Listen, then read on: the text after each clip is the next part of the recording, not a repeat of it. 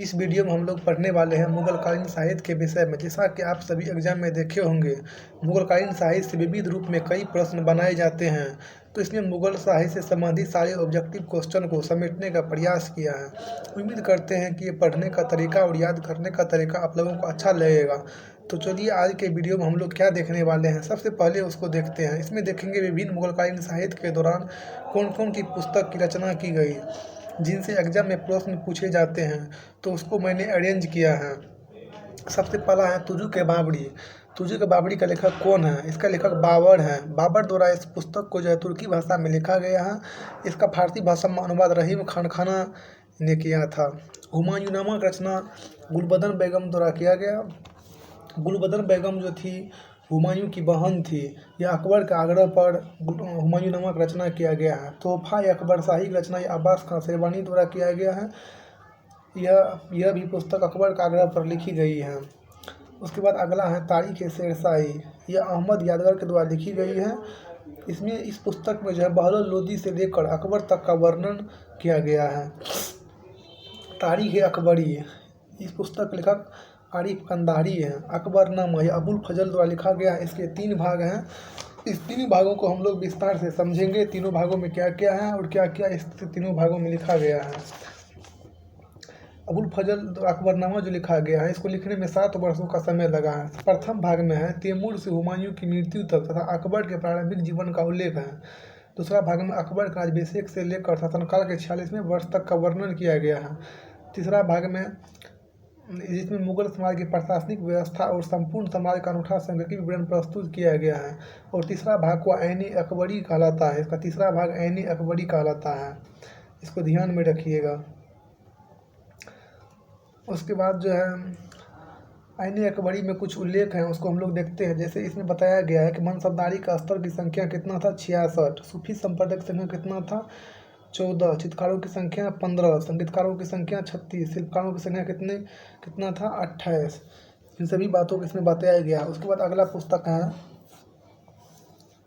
तबकात अकबरी। इसके लेखक कौन है?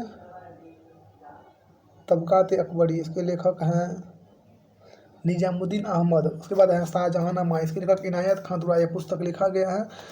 उसके बाद है चहार चमान। इसका लेखक चंद्रभान ब्राह्मण है। उसके बाद अगले इसमें जो है चंद्रभान चहार चमन में जो है इसमें शाहजहां द्वारा स्थापित व्यवस्था बसन प्रणाली का उल्लेख किया गया है। उसके बाद अगली पुस्तक का नाम है आलमगीरनामा।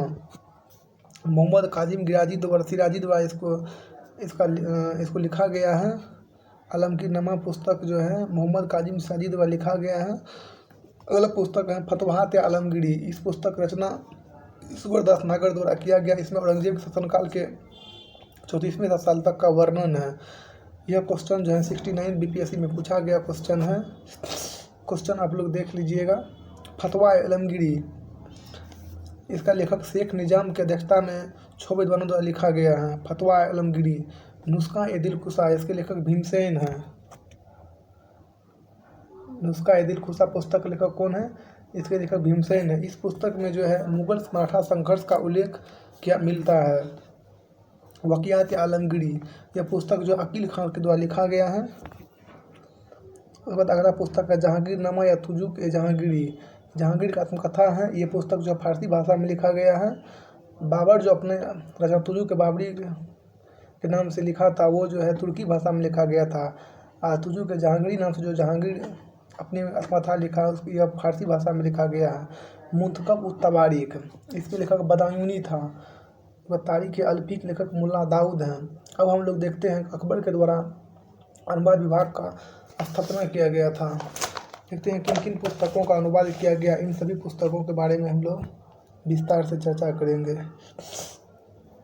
अकबर के द्वारा अनुवाद विभाग की स्थापना की गई थी। इसमें कई पुस्तकों का अनुवाद फारसी भाषा में किया गया था।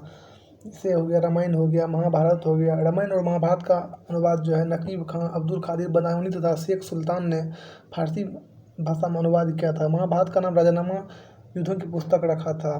पंचतंत्र का अनुवाद जो है अबुल फजल किया था अनवर ए सादात नाम से। उसके बाद अगला है